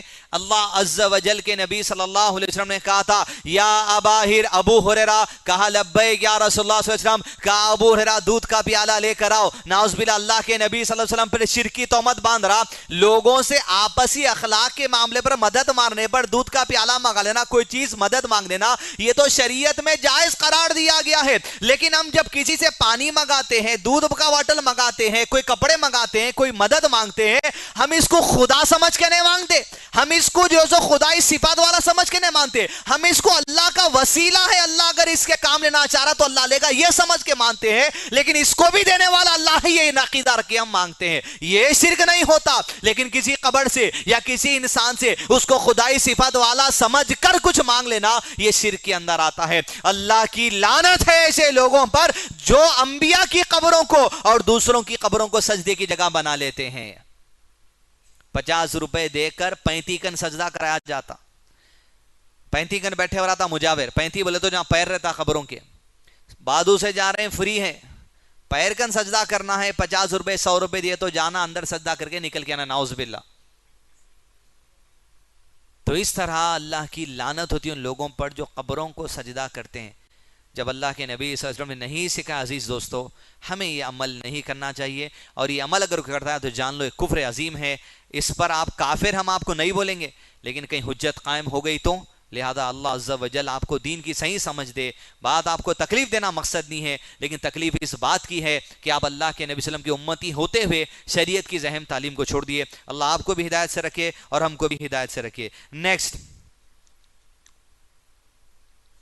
اس پوائنٹ کو مزید سمجھنے کے بعد، نبی صلی اللہ علیہ وسلم کے زمانے میں عمرو بن لحی نام سے ایک بڑا عالم نکلا، شریعت کا علم تھا اس کو اسماعیل علیہ السلام کے۔ کعبۃ اللہ کے اطراف میں کچھ بھی نہ تھا، لوگ نماز پڑھتے تھے، عمرہ کرتے تھے، حج کرتے تھے۔ یہ عمرو بن لحی ایک وقت ملک شام کا سفر کیا، سفر کر کے آیا تو وہاں ملک شام میں دیکھا لوگ منات نام کا ایک پتھر ہے، منات کی پوجا کر رہے ہیں۔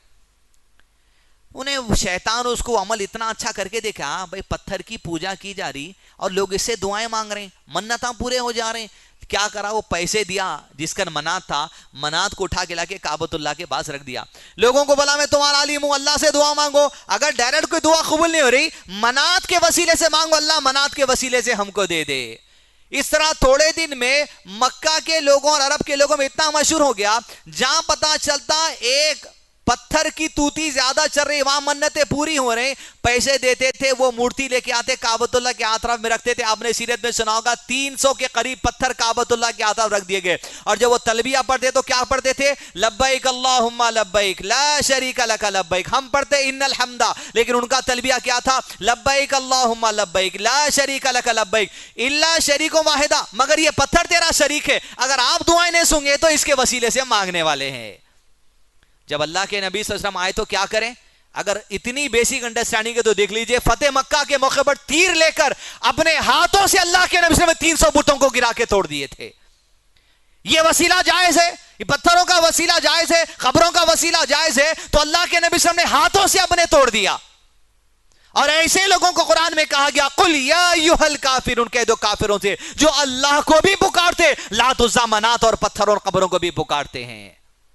لعنت ہوتی ہے ان پر جو اللہ عز و جل کی انبیاء پر قبروں پر سجدہ کرتے ہیں. چھٹا معاملہ, عورتیں توجہ سے سنیں.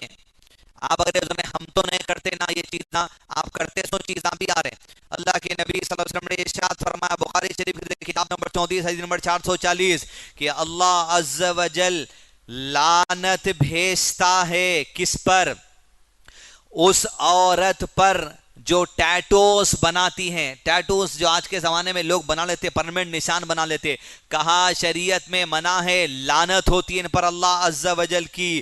اور ایسوں پر بھی اللہ عز و جل کی لعنت ہوتی ہے جو سود کھاتا ہے. سودی کاروبار کرنے والوں پر اللہ عز و جل کی لعنت ہے.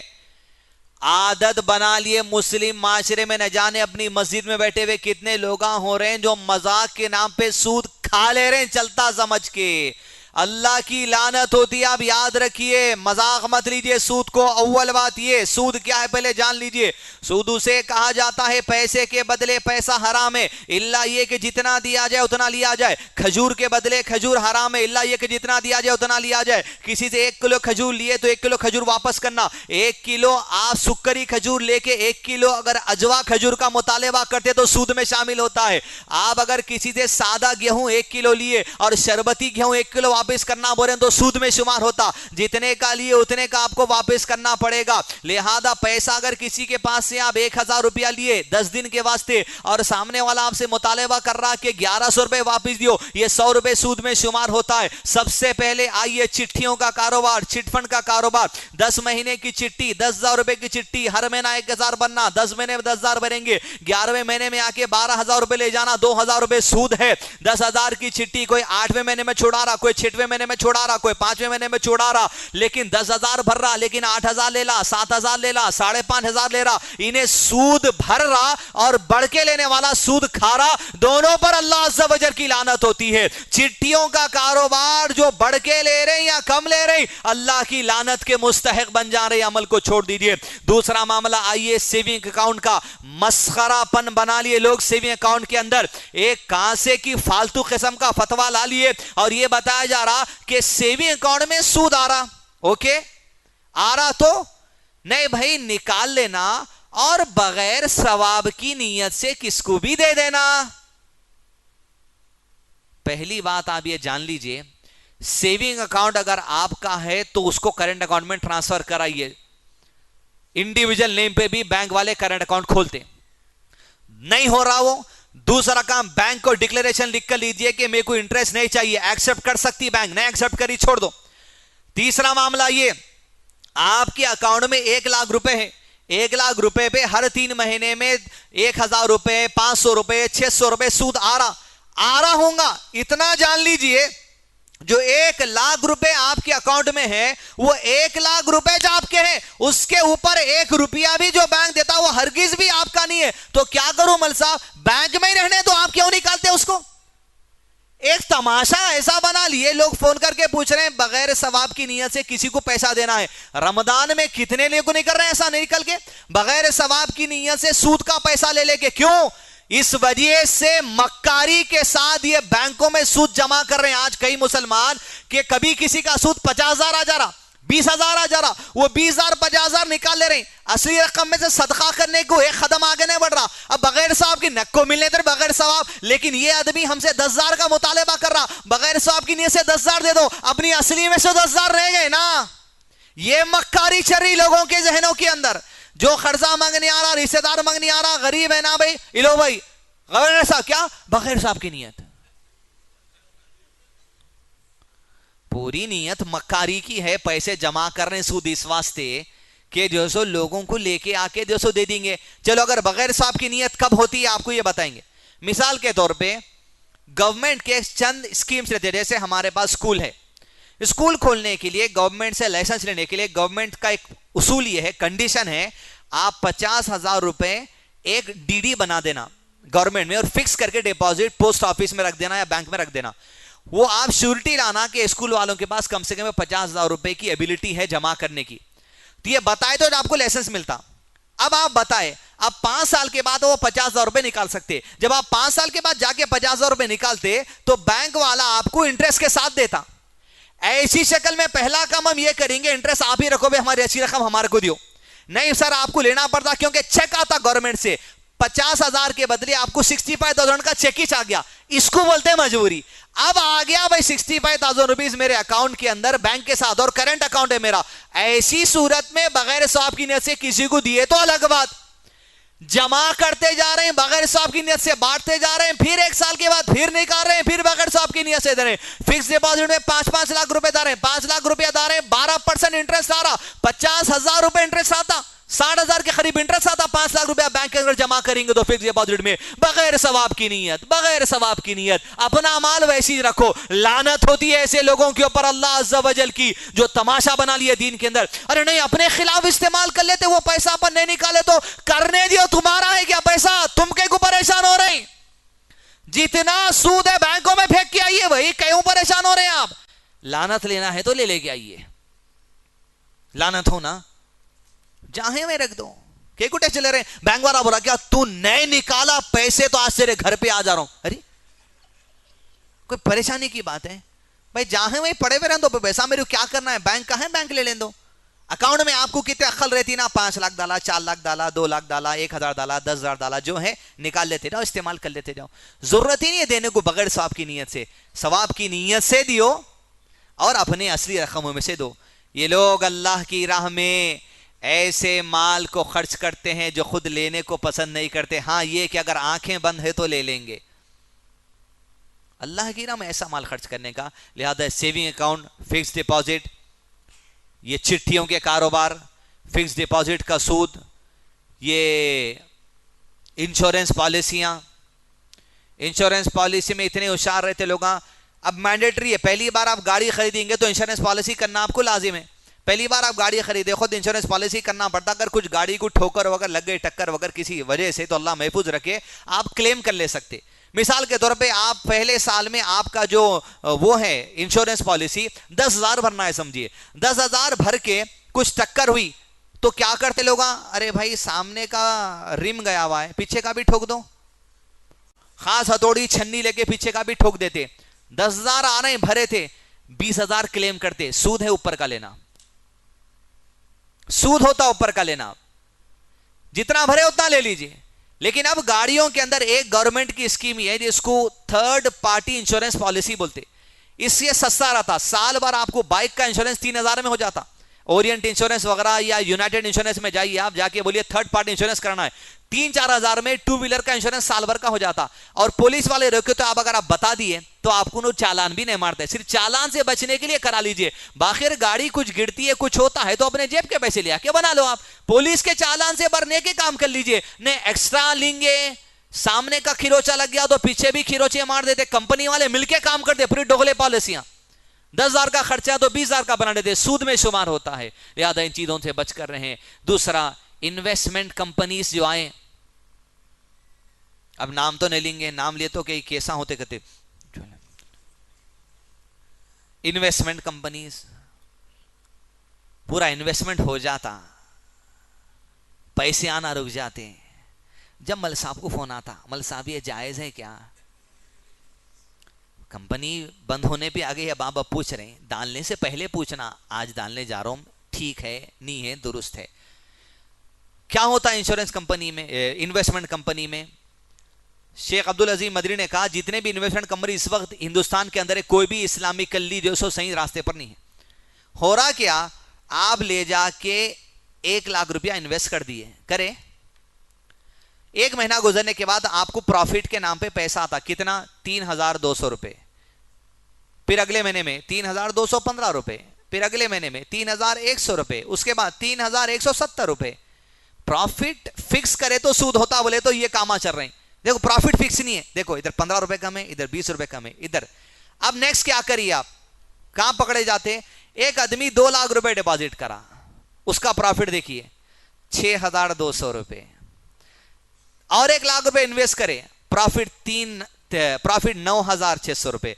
12 लाख रुपए इन्वेस्ट कर दीजिए, प्रॉफिट क्या आता? 12 3 10 3% 16,000 रुपए, 12,000 रुपए। अब यहां पर कैलकुलेशन इन्वेस्टमेंट कंपनियों में कैसा रहता? आप 10 लाख रुपए डाल के डालो इंटू 3%, आपका मुनाफा 30,000 रुपीज आना शुरू हो जाता। कैपिटल अमाउंट जो आप इन्वेस्टमेंट कर रहे हैं, कैपिटल अमाउंट को इंटू 3% इंटू 3.1% इंटू 3.2% इंटू 3 कर रहे हैं।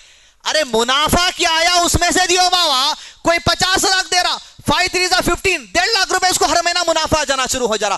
कैपिटल अमाउंट पे मल्टीप्लीकेशन इंटू 3 इंटू 3.1% करके प्रॉफिट का नाम पे दे दिया रहा। कैपिटल पे जो भी मल्टीप्लीकेशन होता सूद के अंदर शुमार होता उसका।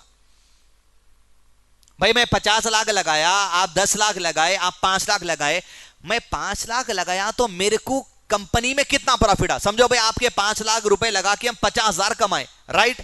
ये 50,000 में कंपनी का शेयर कितना है? 50%। आप लेना 50%, मेरे को देना। आप 25,000 को, मेरे को 25,000 को, ये जायज होता।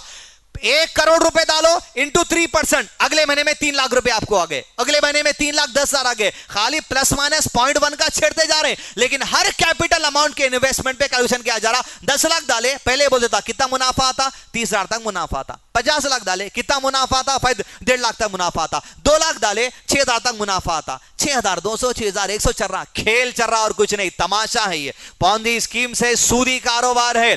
कैपिटल अमाउंट पे आप मल्टीप्लाई करके हाथ को पैसा दे रहे हैं प्रॉफिट के नाम पर। हमारे कैपिटल को कहां लगाए आप? क्या कारोबार करे? कितना मुनाफा आया? आप भी रखो, मेरे को भी दियो, वो बात करेंगे।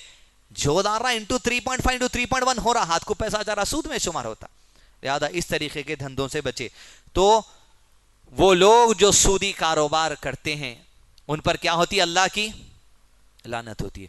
सेविंग अकाउंट, फिक्स डिपॉजिट, चिट्ठी का कारोबार, इंश्योरेंस पॉलिसियां, फला फला फला, इसके बगैर जी सकते? क्यों नहीं जी सकते? मगर जीने की आदत नहीं डाल रहे, आदत हो गई। क्रेडिट कार्ड, क्या की आदत?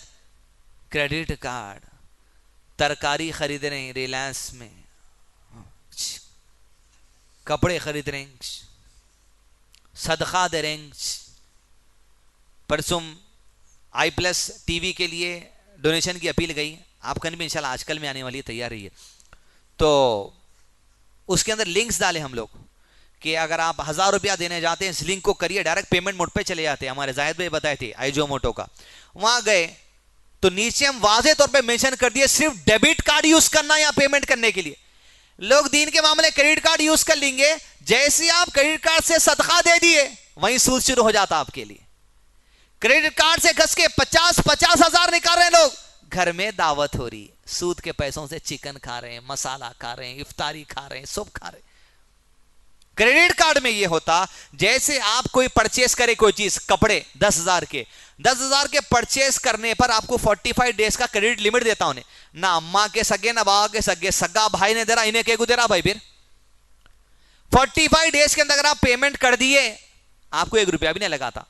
लेकिन आप 10,000 के कपड़े ने खरीदे, एटीएम जाके 10,000 क्रेडिट कार्ड से निकालिए, वो इस लम्हे से आपको इंटरेस्ट कैलकुलेशन शुरू हो जाता। नहीं भाई मैं सिर्फ कभी कभी शॉपिंग रखा, क्यों रखा भाई? जब आप क्रेडिट कार्ड लेते हैं आपको दस्तखत करना पड़ता कि अगर जरी से भी देर होंगी تو میں سود بھرنے تیار ہوں، وعدہ کرتا ہوں اللہ کے قانون کی خلاف ورزی کروں گا، ہونے تو دیو دیکھا جائے گا. آپ وعدہ کر کے آ رہے ہیں اس سے، تو ایسے وعدے کا کریڈٹ کارڈ آپ جیب میں رکھیے اپنی زندگی ایسے سے گزارنے کی تیاری میں، اللہ کی لعنت ہوتی ہے ایسے لوگوں پر جو سودی کاروبار کرتے ہیں. آئیے 7ویں بات کی طرف آگے بڑھیں. عورتوں کے لیے ہیں حدیث ہیں بخاری شریف کتاب نمبر 60 حدیث نمبر 409. عبداللہ ابن مسعود رضی اللہ عنہ راوی ہے کہ اللہ عز و جل کی لعنت ہوتی ہے اس عورت پر جو جھوٹے بال لگاتی ہے. جھوٹے بال وگ کو بولتے. لاڑ بازار میں عورتوں کے ڈپلیکیٹ چوٹیاں ملتے، ابھی تو کیا ہے معلوم ملتے نہیں ملتے پتہ نہیں، ڈپلیکیٹ چوٹی ملتی ہے. جن کے بال تھوڑے کم ہو جاتے ہیں وہ لوگ چوٹی پہ چوٹی جوڑ کے چوٹی کو لمبی کر لیتے. ایسوں پر اللہ کی لعنت ہے. وگ لگانے والوں پر اللہ کی لعنت ہوتی ہے. تو وگ کا استعمال نہ مرد کریں، وگ کا استعمال نہ عورتیں کریں. اللہ عز و جل کی لعنت ہوتی ہے جو لوگ وگ کا استعمال کرتے ہیں. 8واں عمل، نبی صلی اللہ علیہ وسلم کی حدیث ہے، ابن عمر رضی اللہ عنہ ایک لوگوں کے گروپ کے سامنے سے گزرے. کچھ نوجوان لڑکے تھے جس نے ایک مرغی کو باندھ دیا اور باندھ کر مرغی کو ٹاک کر مار رہے تھے، اسے ختم کرنے کی کوشش کر رہے تھے. جب ابن عمر نے دیکھا تو سب کے سب وہاں سے نکل کر بھاگ گئے. ابن عمر نے کہا کس نے کہا ایسا کام، جانور کو باندھ کر مان رہا ہے؟ کہا اللہ کے نبی صلی اللہ علیہ وسلم نے لعنت بھیجی ایسے لوگوں پر جو جانور کو بند کر نشانہ مان کر باندھتے ہیں. کئی نوجوان بچے ان دنوں میں راتوں میں کیا کر رہے ہیں، ڈاگ ہنٹنگ کے نام سے نکل رہے ہیں، گاڑیوں پہ نکل رہے ہیں، پتھراں لکڑیاں لے رہے ہیں، جہاں کتے دکھ رہے ہیں مان رہے ہیں بن کے. بہت بڑا گناہ ہے کسی بھی جانور کو آپ باندھ دینا اور باندھ کے اس کو جان سے مار دینا. کبیرہ گناہوں میں سے اللہ کی لعنت ہوتی ہے. اس حدیث میں تو مرغی کی مثال اللہ کے نبی صلی اللہ علیہ وسلم نے پیش کی ہے. 9واں عمل، اللہ کے نبی صلی اللہ علیہ وسلم نے ایسے لوگوں پر بھی لعنت کی ہے جو مطلع کرتے ہیں. مطلع یعنی جانور زندہ ہے مگر اس کے جسم کا کوئی حصہ آپ کاٹ کے پھینک دے رہے ہیں، ایک کان کاٹ دے رہے ہیں، اس کے جو سے ایک ٹانگ کاٹ دیے. ایسے لوگوں پر بھی اللہ عز و جل کی لعنت ہوتی ہے جو زندہ جانور کے جسم کا کوئی حصے کو کاٹ کر پھینک دیتا ہے.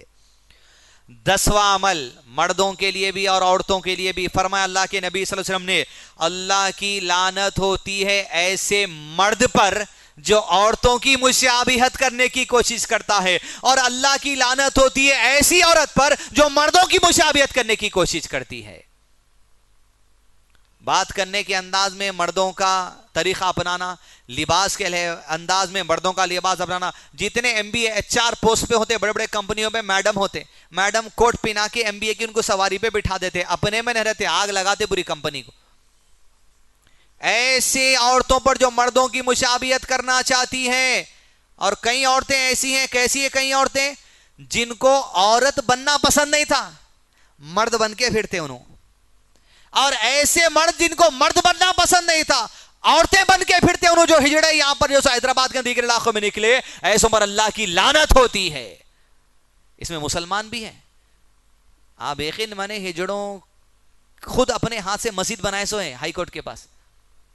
کافر نہیں ہو جاتے، یہ مسلمان ہوتے.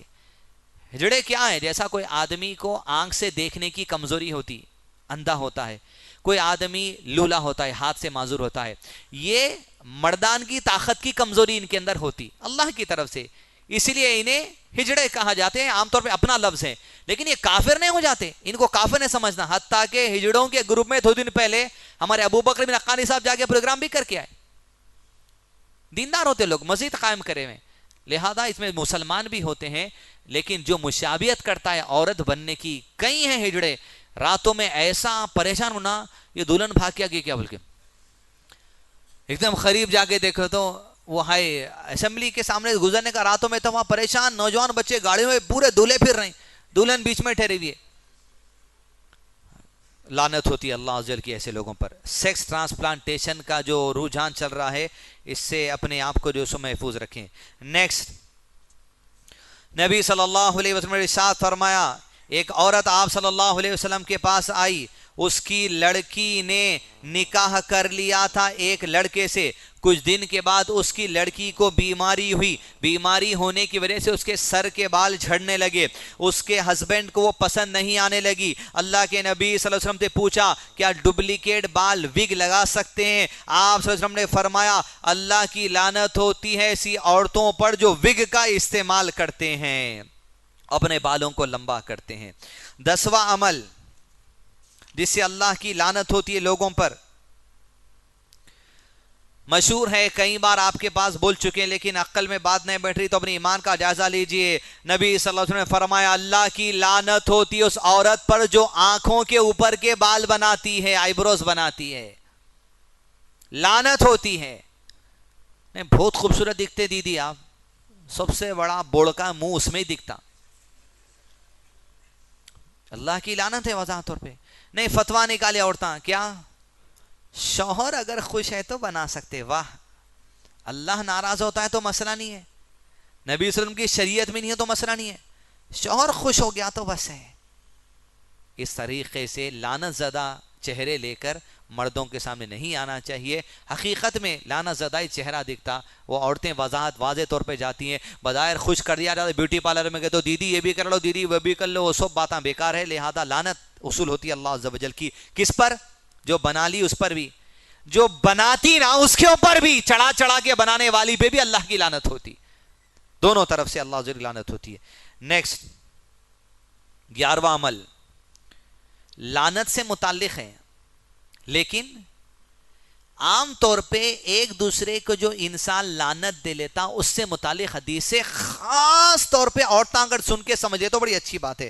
حدیث نبی صلی اللہ علیہ وسلم نے فرمایا میں نے جہنم میں عورتوں کی کثرت دیکھی ہے، تو عورتوں نے اللہ کے نبی صلی اللہ علیہ وسلم سے پوچھا اے اللہ کے نبی صلی اللہ علیہ وسلم کیوں؟ تو آپ صلی اللہ علیہ وسلم نے فرمایا اس لیے کیونکہ تم اپنی زبان سے اکثر لعنت کرتے رہتے ہو، اس وجہ سے۔ عورتوں میں عادت رہتی لعنت بھیجنے کی، مر جاؤ تم، فلاں ہو جاؤ تم، برباد ہو جاؤ تم، میرے ساتھ ایسا کرے، فلاں کے ساتھ ایسا کرے، تمہارے ساتھ ایسا ہوں گا، اللہ بتائیں گا، تڑپ تڑپ کے مریں گے، فلاں کر کے مریں گے۔ حدیث میں اللہ کے نبی صلی اللہ علیہ وسلم نے کہا عورتوں کی زبانوں کو کثرت سے لعنت بھیجنے کی عادت ہے اس وجہ سے، اور شوہر کی ناشکری کی بھی عادت ہے اس وجہ سے۔ کہا اللہ کے نبی صلی اللہ علیہ وسلم نے میں نے عقل میں سب سے کم عورتوں کو نہیں، عورتوں سے ہٹ کے کسی اور کو نہیں دیکھا، اور نہ مذہب میں بھی کسی کی کمی ہے تو عورتوں کو نہیں دیکھا۔ تو عورتوں نے پوچھا اللہ کے نبی صلی اللہ علیہ وسلم ایسی کیا بات دیکھے آپ ہم انٹیلیجنٹ نہیں ہوتے؟ تو اللہ کے نبی صلی اللہ علیہ وسلم نے کہا جب گواہی لی جاتی، گواہ کی ایک مرد کی گواہی لی جا رہی، دوسرا مرد نہیں ہے تو عورت نہیں ٹھہر سکتی، ایک مرد کے مقابلے میں دو عورتوں کو کھڑنا پڑتا گواہی کے لیے، تمہاری عقل مندی کی کمزوری ہے، اور دین کی کمزوری تمہاری یہ ہے کہ تم حیض کے دنوں میں صلاۃ نہیں پڑھ سکتی اور روزہ نہیں رکھ سکتی، یہی دین کی کمزوری ہے، یہی عقل کی کمزوری ہے۔ اس واسطے آپ کبھی دیکھیں گے ایک ڈینٹسٹ بولتے بعض طور پہ، وہ تو عقیدہ نہیں اپنا، لیکن فار اے لائٹر ایک وہ آتا ٹوتھ، کون سا ٹوتھ بولتے اس کو؟ عقل داڑ، وزڈم ٹوتھ، عقل داڑ۔ عورتوں کو دیکھیں آپ 30 سال تک بھی نہیں آتا ہوں، سمجھ رہے ہیں آپ؟ وزڈم ٹوتھ 30 کے ہوتے بھی عقل داڑ نکلنے کو رہتا، 30 32 تک رہتے، ہمارے سے عقیدہ نہیں بنائیں گے۔ لیکن حدیث میں اللہ کے نبی صلی اللہ علیہ وسلم نے کہا ایسی عورتوں کو جو ایک دوسرے پر لعنت کہنے کی عادت ہے اس وجہ سے جہنم میں جانے والے ہیں۔ یہاں پر یہ گناہ کی وجہ سے لعنت ہے بول کے نہیں ہے۔ لعنت کیسے ہوتی؟ اگر آپ کسی پہ لعنت بھیج دیے، سامنے والا اس کا مستحق نہیں ہے، پلٹ کے وہ لعنت آپ کے سر کے اوپر آ جاتی ہے۔ جب لعنت آتی تو اللہ کی رحمت دور ہو جاتی، لہذا کسی کو بھی لعنت کرنے سے بچیں۔ 12واں عمل جس سے لعنت ہوتی ہے، اللہ کے نبی صلی اللہ علیہ وسلم نے فرمایا خبردار مظلوم کی لعنت سے بچو، اس لیے کہ مظلوم کی لعنت اور اللہ قبول کرنے کے درمیان کوئی چیز نہیں ہوتی، وہ لعنت کر دیتا اللہ قبول کر لیتا اس کی دعا کو۔ مظلوم کی لعنت، ظلم جس پر ہوا، عام طور پہ آپ کسی کو ایک دوسرے کو لعنت دے دیے، سامنے والے کو لعنت دے رہے انہیں مظلوم ہی نہیں ہے، آپ ظالم ہو جاتے، لہذا کسی کے بھی خلاف زبان کھولنے سے ڈرنا چاہیے۔ حتیٰ کہ اللہ کے نبی صلی اللہ علیہ وسلم کو اللہ عز و جل جب آپ نے بدر کی جنگ یا احد کی جنگ میں چن چن کر لوگوں کا کہا تھا اللہ اس پر تیری لعنت ہو، اللہ اس پر آپ کی لعنت ہو، اس پر آپ کی لعنت ہو. سورہ آل عمران کی آیت نازل کر کے اللہ نے ارشاد فرمایا اللہ کے نبی صلی اللہ علیہ وسلم یہ آپ کے اختیار میں نہیں ہے کہ اس کو ہدایت دے یا نہ دے. اللہ چاہے تو اس کے گناہ معاف کر دے یا اسے ہدایت دے دے، لیکن آپ لوگوں کو بد دعا اور لعنت نہیں کر سکتے. تب اللہ کے نبی صلی اللہ علیہ وسلم دعا کرتے اللہ میری امت کو تو ہدایت عطا کرنا. عمومی طور پہ ایک مسلمان دوسرے مسلمانوں کو لعنت نہیں کرنا چاہیے. 13واں معاملہ، فرمایا اللہ کے نبی صلی اللہ علیہ وسلم نے وہ لوگ جو عمرہ اور حج کو جاتے ہیں جان لیں مدینہ حرمت والا شہر ہے، لہذا وہاں کوئی پہنچے تو وہاں کے جھاڑوں کو نہ کاٹیں جو حدود حرم ہے. مکہ کے بھی لیے ہے. فرمایا اللہ کے نبی صلی اللہ علیہ وسلم نے اور مدینہ شہر پہنچ کے کوئی بدعت نہ کرے، دین میں نیا کام نہ کرے اور نہ کوئی بدعتی کو پناہ دے. اگر کوئی مدینہ پہنچ کر بدعت کا کام کرتا ہے تو ایسے پر اللہ کی لعنت ہوتی ہے، فرشتوں کی لعنت ہوتی ہے، مسلمانوں کی بھی لعنت ہوتی ہے. مدینہ جا کے بدعہ کی دو قسمیں. ایک بدعہ کی پہلی قسم یہ ہے کہ دین میں ایسی نئی بات لے کر آنا جس سے آپ دین سے باہر ہو جاتے. جیسے اللہ کے نبی صلی اللہ علیہ وسلم کا عقیدہ ہے اللہم انی اعوذ بک من عذاب القبر، اے اللہ ہمیں قبر کے عذاب سے بچا لے. ایک جناب مسلمان اٹھ کے بولا قبر کا عذاب ہوتا ہی نہیں، ایسی نئی بات دین میں لا جس کی وجہ سے کافر ہو گیا. دین میں دوسری نئی بات ایسی ہے جس کی وجہ سے آدمی کافر نہیں ہوتا، مسلمان رہتا، لیکن کبیرہ گناہ ہے دین کے اندر بدعت لے کر آنا، نیا عمل لے کر آنا. جیسے کوئی بول رہا ہے کہ بھائی نماز ہوتے بغیر دعا کے نہیں اٹھنا، انہیں بدعت کا حکم دے رہا لوگوں کو. یہ کبیرہ گناہوں میں سے. مدینہ میں جا کر اگر ایسی حرکتاں کریں لعنت ہوتی. مدینہ جا رہے ہیں گنبد خضرا دیکھ کے پولیس والے نہیں ہیں، اللہ اکبر نماز پڑھ رہے ہیں لوگ، یوں چل رہا. مسجد میں آ رہے ادھر قبلے رخ ہو کے نماز پڑھتے پھر ٹھہرتے، مسجد میں سیدھی جانب ہوتے، صلاۃ الغوثیہ نام سے ایک صلاح پڑھی جاتی. اللہ کی لعنت ہوتی ہے ایسے لوگوں پر جو بدعات کرتے ہیں. اللہ محفوظ رکھے بدعات کے برے شر سے ہم تمام کو.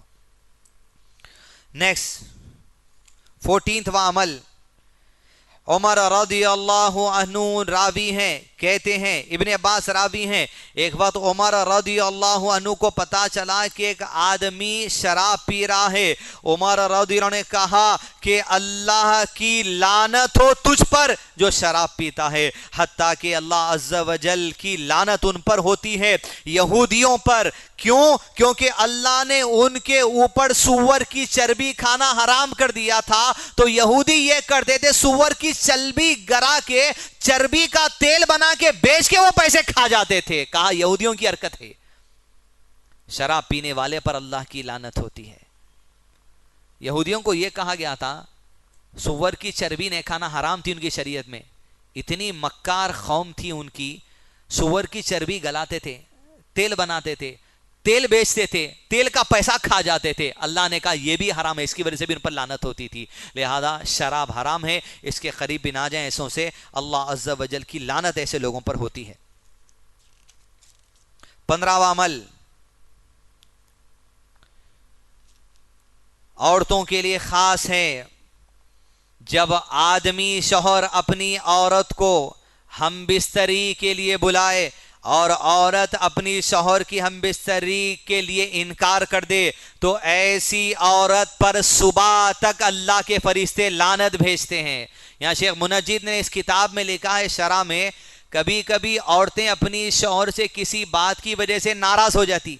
ناراضگی جتانے کے لیے عورت اگر پلٹ کر سو جاتی ہے، دوسرے کمرے میں جا کر سو جاتی ہے، حالانکہ شوہر اس کے ساتھ ہم بستری کا ارادہ اس رات کو رکھتا ہے، تو ایسی عورت پر بھی لعنت ہے.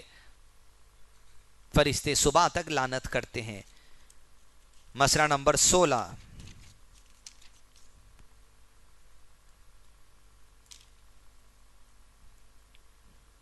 کسی بھی مسلمان پر لعنت کرنے کے متعلق ہے. توجہ دیں.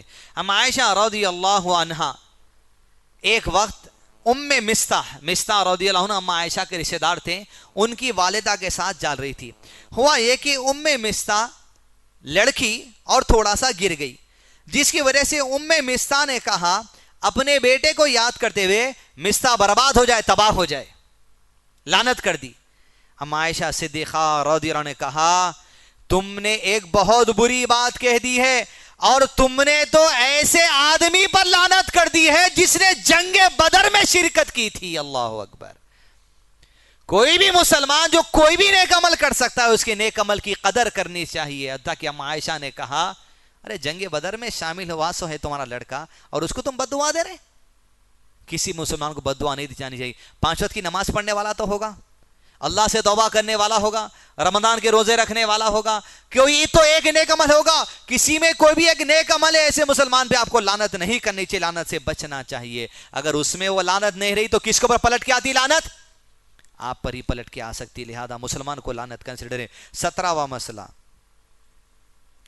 اللہ عز و جل کے نبی صلی اللہ علیہ وسلم نے ارشاد فرمایا اللہ کے قریب سب سے بدترین عمل یہ ہے کہ آدمی اپنے والدین پر لعنت بھیج دے. اللہ اکبر. پوچھا صحابہ نے اللہ کے نبی صلی اللہ علیہ وسلم ہم والدین پر کیوں لعنت بھیجیں گے؟ والدین پر لعنت بھیجنے کا طریقہ یہ ہے تم سامنے والے کے باپ کو یا ماں کو گالی دیتے ہو, وہ پلٹا کر تمہارے ماں باپ کو گالی دیتا ہے, گویا تم اپنی ماں باپ پر لعنت اور گالی دینے کا ذریعہ بن گئے. لہذا کسی کے ماں باپ کو بھی گالی نہیں دینی چاہیے. لعنت کے باب میں پوائنٹ آیا ہم نے کہہ دیا, لیکن اللہ کی لعنت پلٹ کر آتی ہے. وہ اللہ عز و جل کے اصولوں کے مطابق بات ہو تو لعنت پلٹ کر آئے گی. نیکسٹ, اللہ کے نبی صلی اللہ علیہ وسلم کے بعد یہودیوں کی ایک جماعت آئی. ام عائشہ صدیقہ رضی اللہ عنہا بیٹھی تھی اور آ کر کہا اے محمد صلی اللہ علیہ وسلم نعوذ باللہ تم پر اللہ کی لعنت ہو, تم تباہ ہو جاؤ. اللہ اکبر کبیرہ. ام عائشہ کو برداشت نہ ہوا, کہا پلٹا کر تم پر بھی اللہ کی لعنت ہو, تم بھی تباہ و برباد ہو جاؤ. اللہ کے نبی صلی اللہ علیہ وسلم نے دیکھ کر کہا عائشہ خبردار خبردار, اللہ ہر معاملے میں نرمی کو پسند کرتا ہے. لوگ جہالت سے جواب دے دو, تمہیں جہالت سے جواب دینے کی ضرورت نہیں. کیا تم نے نہیں سنا میں نے کیا کہا؟ وعلیکم, تم پر بھی اللہ کی لعنت ہو جائے, میں نے جواب دے دیا, لیکن خبردار کسی کی بدتمیزی کا جواب بدتمیزی سے تمہیں نہیں دینا چاہیے. لعنت کے باب میں 19واں مسئلہ,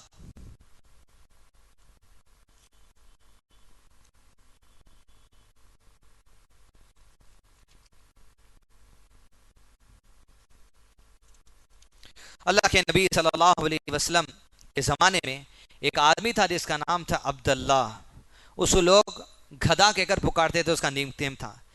اللہ کے نبی صلی اللہ علیہ وسلم کے پاس یہ آدمی آتا تھا عبداللہ, اور آ کر کبھی ہنسی کی بات کہہ کے ہنساتا تھا اللہ کے نبی صلی اللہ علیہ وسلم کو. جائز ہے کسی کے سامنے اچھی بات کہہ کے ہنسانا, گندے جوش کہہ کر نہیں. ہوا یہ کہ اللہ کے نبی صلی اللہ علیہ وسلم کے سامنے یہی عبداللہ کو ایک بار شراب پینے کی کمپلینٹ آئی تو لا کے کوڑے لگائے, پھر چلے گئے. پھر کچھ دن کے بعد پھر عبداللہ کو لے کر آئے, پھر پتا چلا پھر شراب پیے, پھر کوڑے لگا اللہ کے نبی صلی اللہ علیہ وسلم. پھر تیسری مرتبہ ان کو لے کے آئے, پھر شراب پیے. تو ایک صحابی نے کہا اللہ کی لعنت ہو تجھ پر, تجھے اللہ کے نبی صلی اللہ علیہ وسلم سزا دیتے ہیں اور پھر بھی تو شراب پیتا ہے. توجہ دیں, وہ لوگ لوگوں کے عیبوں پر اٹھا کر ان کے اوپر برا کہتے ہیں, ان کی نیکی کو چھوڑ کر. اللہ کے نبی صلی اللہ علیہ وسلم نے جیسے سنا لعنت کی, خبردار خبردار اس کے اوپر لعنت مت کرنا عبداللہ پر, کیونکہ میں گواہی دیتا ہوں یہ عبداللہ اللہ سے اور اس کے رسول سے محبت کرنے والا ہے صلی اللہ علیہ وسلم. لوگ کتنے بھی گنہگار ہوں گے, لیکن اگر مسلمان ہے اس کے اوپر آپ لعنت نہیں کر سکتے. وہ پلٹ کے لعنت آپ کے اوپر آ سکتی, کیونکہ اللہ کے نبی صلی اللہ علیہ وسلم نے کیا کہا؟ نہیں, اللہ اور اس کے رسول سے محبت کرنے والے پہ لعنت نہیں بھیج سکتے آپ. بھلے کچھ گناہ کرتا ہوگا, شراب پینے والا ہے کبیرہ گناہ, لیکن کہا اس کے اوپر لعنت نہیں کرنی چاہیے ہرگز بھی. لہٰذا اعمال سے اپنے آپ کو جو سو محفوظ رکھیں اور بچا کر رکھیں. 20واں اور آخری معاملہ, ان لوگوں پر اللہ کی لعنت ہوتی ہے جو اللہ کے بنائے ہوئے رشتوں کو توڑنے کی بات کرتے ہیں. حتیٰ کہ کہا وہ عورت جو بغیر کسی وجہ سے اپنی شوہر سے طلاق کا مطالبہ کرتی ہے, منافق کی نشانی اس کے اندر ہے. لعنت بھیجتا اللہ عز و جل ایسے لوگوں پر جو رشتوں کو توڑ دیتے ہیں, میاں کو بیوی سے جدا کرتے ہیں, بیوی کو میاں سے جدا کرتے ہیں, باپ کو اولاد سے جدا کرتے ہیں, اور ماں سے اولاد کو جدا کرتے ہیں, باپ سے بھائی کو جدا کرتے ہیں, بھائی سے بھائی کو جدا کرتے ہیں, بہن سے بہن کو جدا کرتے ہیں. ایسے لوگوں پر اللہ کی لعنت ہوتی ہے جو لوگوں کے رشتوں کو توڑنے کی تعلیم دیتے ہیں, اور خود کوئی آدمی بے وجہ کے رشتوں کو توڑ دیتا ہے, ایسے پر بھی اللہ کی لعنت ہوتی ہے. لہذا میاں بیوی کو چھوٹی موٹی باتوں پہ رشتے توڑنے کی بات کرنے سے بچنا چاہیے. تمہاری یہ بات کرنا لعنت کا سبب بن جاتی ہے اللہ کے طرف سے. معمولی بات نہیں رشتے توڑ دینا, مذاق نہیں. لوگ 3 دن 6 دن 6 مہینے میں نکاح توڑ لے رہے, مذاق نہیں ہے. بھائی سے کوئی خطا ہو گئی, وقت پہ آپ کی مدد نہیں کرا, ایسا دل میں بٹھا لے رہے ہیں, پوچھے جب مدد نہیں کرا, زندگی بڑھ کے رشتہ توڑ دیا. خوشی نہیں ہے تمہاری زندگی میں بھائی سے رشتہ توڑ کے بھی؟ کیوں؟ اللہ کی لعنت ہو گئی، تم بے وجہ کے رشتوں کو توڑ لیے۔ اس طرح زندگی میں چھوٹی موٹی باتوں کو لے کے رشتے کو توڑنے سے بچیے۔ اللہ عز و جل نے ارشاد فرمایا یا ایھا الناس اتقوا ربکم الذی خلقکم من نفس واحدہ وخلق منها زوجها وبث منهما رجالا كثيرا ونساء واتقوا الله الذي تساءلون به والارحام ان اللہ كان علیکم رقیبا۔ آدم کی اولاد ہم نے تمہیں ایک جان آدم سے پیدا کیا، اس سے اس کی بیوی حوا علیہ السلام کو، اور ان دونوں سے کثرت سے ضمیر مؤنث کو پھیلا دیے۔ واتقوا اللہ، اللہ سے ڈرو، رشتے توڑنے سے ڈرو چھوٹی چھوٹی باتوں کی وجہ سے۔ صرف میاں بیوی کا رشتہ نہیں ہے یہاں پر، بھائی بھائی کو جدا نہیں کر سکتا، بہن بہن کو جدا نہیں کر سکتا، بھائی بہن کے درمیان کوئی درار پیدا نہیں کر سکتا، میاں بیوی کے درمیان کوئی جدا نہیں رہ سکتا، ماں باپ بیٹے کے درمیان جدا نہیں رہ سکتی، باپ ماں بیٹے کے درمیان جدا نہیں رہ سکتا۔ رشتوں کو توڑنا کبیرہ گناہ ہے، اللہ کی لعنت کا سبب بن جاتا ہے۔ کروڑوں کما رہے لوگ، گاڑیوں میں پھریں گے، لیکن خوشی میسر نہیں ہو رہی، کیوں؟ یہ 20 مسائل جو آپ کے سامنے پیش کیے گئے، دیکھیے برکت کیوں چلے گئی، رحمت سے دور کیوں ہو گئے، لعنت کیوں ہو تو نہیں گئی؟ یہ 20 میں سے کوئی ایک بات تو تو نہیں گئی، رشتے تو نہیں توڑ دیے، وگ تو لگا کے نہیں پھر رہے، ہجڑوں کے جیسے حرکتاں تو نہیں کر رہے، آنکھوں کے اوپر کے بالاں تو نہیں بنا رہے، سب سدھر جا رہے، مگر بال بنانے کی عادت نہیں جا رہی، خوشی نہیں رہ رہی۔ شوہر سے جب دیکھو جھگڑا ہو رہا، کس شوہر سے؟ جس شوہر کو خوش کرنے کے لیے آنکھ بنا کے بال بنا رہے ہیں، اسے جھگڑا ہو رہا، لعنت ہو جا رہی ہے۔ شراب تو نہیں پی رہے، کسی مسلمان پہ لعنت تو نہیں کر دیا، پلٹ کے آپر کے تو نہیں آ گئی، اٹھے بیٹھے پریشانی کے دن آتے جا رہے ہیں۔ یہ تمام اعمال کا جائزہ لیجئے، انشاءاللہ کوشش کریں گے کل کے جو 25 مسائل بتائے ہیں اور آج کے جو 20 مسائل بتائے ہیں، یہ 20 مسائل جس سے لعنت ہوتی ہے اللہ کی، اور وہ کل کے جس پر کفارہ ہے یا سزا ہے۔ ایک ورک شیٹ میں انشاءاللہ آپ کو یہ کوشش کروں گا 45 باتیں لکھ کر کل دینے کی، کل یا پرسوں میں انشاءاللہ ریمائنڈ کر، اگر نہیں بھی لایا تو آنے والے مزید 6 دن میں آپ کو دیں گے، تاکہ کم سے کم آپ کو نشاندہی ہو جائے، گھر پہ لگا لو کاغذ، ہاں ارے پریشانی آئی، چیک لسٹ، کیا گناہ کرے، او ہو یہ بات ہے، آئی ایم سوری، میں معافی چاہتا ہوں، اصلاح کر لینا، توبہ کر لینا، صلاۃ التوبہ کر لینا۔ اب صلاۃ التوبہ کے بارے میں یہاں مزید سے کچھ ایک اڑتے اڑتے بات آ گئی مغلپرے تک، کیسا آ گئی، ہمارے پورے جاسوساں پھیلے ہوئے یہاں پر، یہ اطلاع مل رہی، کیا اطلاع ملی وہ نہیں بولیں گے، لیکن صلاۃ التوبہ کا کل جو مسئلہ لے لیے، جان بوجھ کے گناہ کرنے اٹھ رہے لوگ، صلاۃ التوبہ کا مل گیا نا فتویٰ، کیا میں آپ کو یہ سمجھانے آیا جاؤ گناہ کرو جو چاہے بول کے؟ ایسا نہیں ہو سکتا، نہ چاہتے ہوئے کوئی عمل کر لیے، یا ربی توبہ کرنا چاہتا ہوں آئندہ نہیں کروں گا، اللہ اکبر، چلو چلو چلو یہ کر کے آئیں گے، پھر صلاۃ التوبہ پڑھیں گے، خالی بیٹھ کے کیا کرتے؟ آج تاخرات بھی نہیں ہے، کیا کریں گے؟ ایک گناہ کریں گے، صلاۃ التوبہ پڑھیں گے لمبی لمبی، ایسا نہیں ہو سکتا۔ وَلَا تَتَّخِذُوا آیَاتِ اللَّهِ ہُزُوًا، تم اللہ کی آیات اس کے دین کو ہنسی کھیلنا بناؤ۔ ضرورت اس بات کی ہے، یہ تمام دروس مسائل جو رکھنے کی کوشش ہے تو میں اپنے لیے بھی کرتا ہوں کہ ہمارے لیے علم وصول ہو، اصلاح ہو، لیکن کیفیت میں تبدیلی آنا، دل میں جذبات آنا، اللہ سے دعا کرنا، اللہم آتی نفسی تقواہا وزکیہا انت خیر من زکاہا انت ولیہا ومولاہا، یا ربی ہمارے نفس کو تقوی عطا کر، ہمارے نفس کا جائزہ کرا دے، یا ربی تجھ سے بہتر جائزہ کرانے والا کوئی نہیں، ہماری اصلاح کر دے، تجھ سے بہتر اصلاح کرنے والا نہیں، انت ولیہا و مولاہا، تو ہمارا دوست ہے، تو ہمارا مولا ہے، یا ربی ہم پر رحم فرما۔ وصلی اللہ علی نبینا محمد وعلی آلہ واصحابہ وسلم تسلیما کثیرا۔ انشاءاللہ کل سے اہم سبجیکٹ شروع ہوگا البرزخ نام سے، یعنی روح قبض ہونے سے پہلے کیا ہوتا، وہاں سے شروع ہوگا، روح قبض ہونے تک، قبر میں جانے تک، قیامت کے دن قبر پھٹنے تک کیا ہونے والا ہے انسانوں کے ساتھ، وہ کیفیت۔ دوسرا بھی قبر پھٹنے کے بعد آخرت کی دنیا میں کیا ہونے والا ہے، وہ معاملات، برزخ، میزان، پل صراط، حوض کوثر، جنت ہے، جہنم ہے، شفاعت ہے، شفاعت کبریٰ ہے، یہ تمام چیزیں، فرشتوں کی شفاعت، اللہ کی شفاعت، قرآن کی شفاعت، سورہ ملک کی شفاعت، یہ تمام چیزیں انشاءاللہ، پل صراط کیا ہے، موت ہے، موت کو موت دی جانے والی ہے، جنتی جنت میں، آخری جنتی، یہ تمام معاملات انشاءاللہ آنے والے 2 دن میں آپ کے سامنے پیش ہیں۔ کل برزخ شروع ہوگا، اور اگر وقت ملے گا تو آخرت کا بھی سفر، یعنی تو پرسوں میں انشاءاللہ آخرت کے باب میں آغاز کیا جائے گا۔ السلام علیکم ورحمۃ اللہ وبرکاتہ۔